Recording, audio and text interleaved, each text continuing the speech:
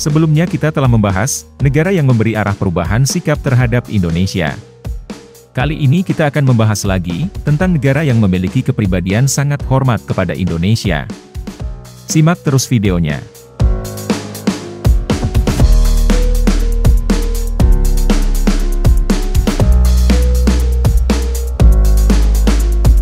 Walaupun negara kita belum tergolong negara maju, bukan berarti semua negara maju tidak menaruh respeknya pada bangsa kita.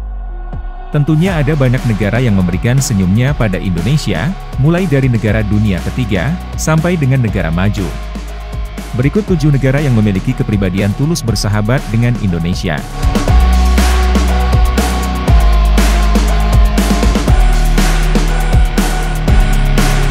Yang pertama adalah The Philippines.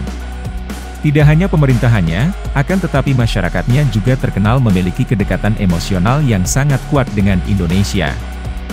Walaupun bahasa di antara keduanya tidak begitu sambung satu sama lain, tidak menyurutkan semangat antar kedua negara untuk terus bekerja sama. Bahkan, sering kita melihat, apa yang sedang trending di Indonesia, bisa sampai menjamur di Filipina. Dan sangat jarang kita mendengar atau melihat, Indonesia dan Filipina beradu gengsi untuk saling menjatuhkan.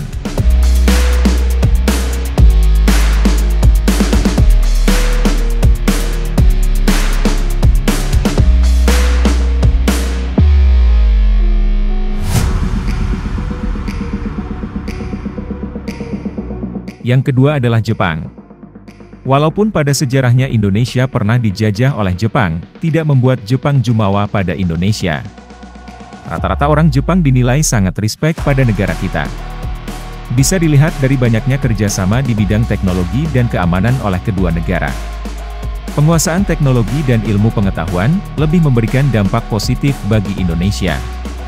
Berbeda dengan tetangganya yang sangat rasis pada Asia Tenggara, Jepang memilih untuk mengedepankan komitmen dan etika dalam bekerja sama dengan Indonesia, dengan saling menghormati dan menghargai. Ini pun tidak terlepas dari hubungan erat kedua negara di era kemerdekaan Indonesia. Kedua bangsa terus membantu memberikan dorongan semangat dan dukungan dalam membangun negara.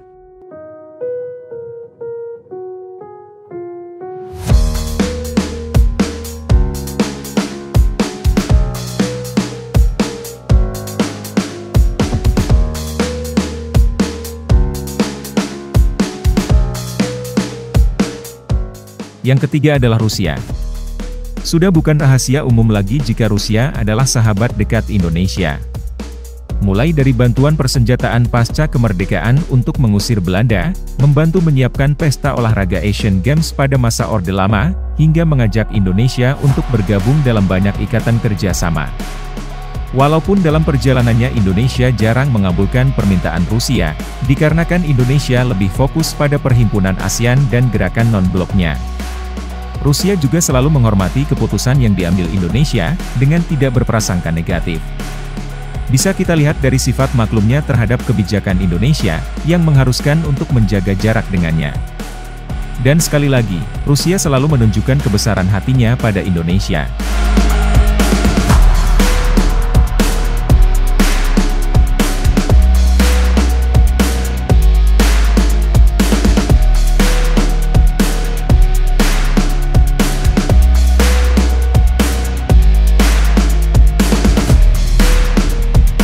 Yang keempat adalah Palestina. Salah satu negara yang pertama mengakui kemerdekaan Indonesia.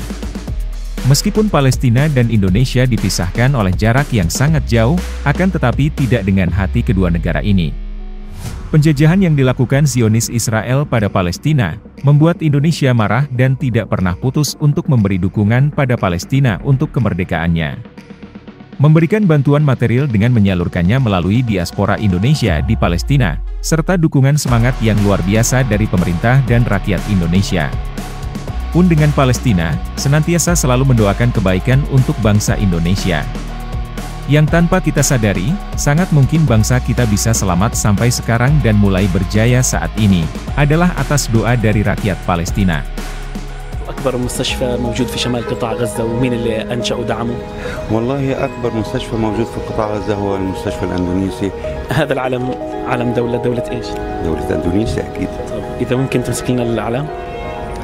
طيب أول إشي هذه قداحة امسكها في ايدك، وهي $100. هذه $100 مقابل انك انت تحرق العلم الاندونيسي. ممكن تديني $100؟ تفضل. الآن أنا مستعد أحرق $100 الأمريكي وما أحرقش علم دولة إسلامية.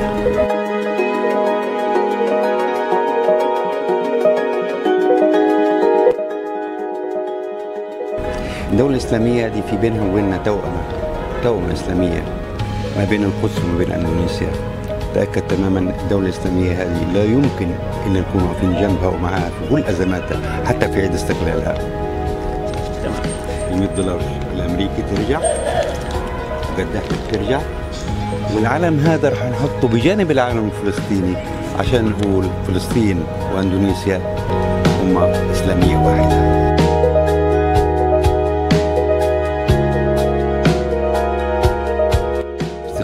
فنتمنى للشعب الاندونيسي الخير ولقدام ان شاء الله. نقدم لهم كل الشكر لهم على جهودهم معنا.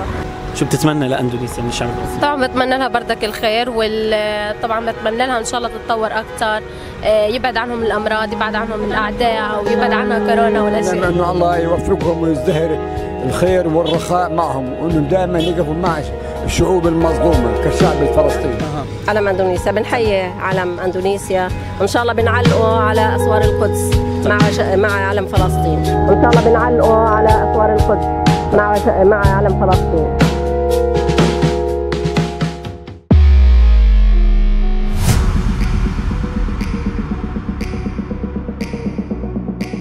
Yang kelima adalah China. China kita kenal sebagai negara yang gencar menaruh pengaruhnya di setiap negara, namun untuk di Indonesia sendiri, China selalu berhati-hati dan tidak dengan cara menekan. China sangat sadar akan kedekatan hubungan kerjasama yang terjalin selama ini. Karakter bangsa Indonesia yang dipetakan China, membuatnya selalu mencari formula baru untuk meningkatkan kepercayaan. Sampai di sini pasti ada yang bertanya tentang kereta cepat Indonesia-China. Banyak yang tidak paham skema kerjasama, bahkan membuat persepsi sendiri. Pada kenyataannya, kereta cepat adalah proyek prestasius yang digalakan Indonesia dan dibantu oleh China. Berhubungan dengan penolakan negosiasi penurunan persentase bunga yang ditolak China, itu adalah nego yang dilakukan pihak Indonesia terhadap pihak KCC dan bukan pelanggaran di luar kesepakatan dari China itu sendiri. Dan terkait dengan APBN untuk jaminan pinjaman hutang kereta cepat pun bukan tanpa alasan. Dikarenakan China sendiri khawatir, jika proyek yang dijalankan bersama, belum memperoleh keuntungan atau balik modal, sesuai waktu yang telah diprediksi. Namun ada juga yang menilai bahwa APBN kita tergadaikan. Bagi yang tidak tahu skema hutang tersebut, sangat cepat menilai. Namun dalam faktanya, APBN negara kita bernilai jumbo dan tidak bisa dibandingkan dengan kereta cepat yang hanya bernilai sekian triliun. Daripada panjang lebar, pada poin ini intinya China sangat antusias bekerja sama membantu negara kita, dan ingin melihat Indonesia lebih maju. Yang keenam adalah India. India merupakan negara yang selalu menghormati Indonesia, pun dengan sejarahnya. India selalu ingin bersahabat dengan Indonesia, karena India merasa Indonesia adalah negara besar yang memiliki kemiripan nasib yang sama, yaitu sebagai bekas negara jajahan Eropa. Beberapa dekade setelah pasca kemerdekaan, Indonesia dan India nyaris dipandang dominan identik oleh negara-negara lainnya. Terlebih, kedua negara memiliki nama dengan awalan yang sama, dan kerap memprakarsai perhimpunan negara-negara bermoto perdamaian dan kemajuan bersama. Di antaranya adalah Asia Afrika serta gerakan non-blok. Seiring berjalannya waktu, kedua negara telah memilih jalannya masing-masing. Namun daripada itu, India dan Indonesia tetap saling menghormati, memberi apresiasi atas kemajuan dan prestasi yang dicapai.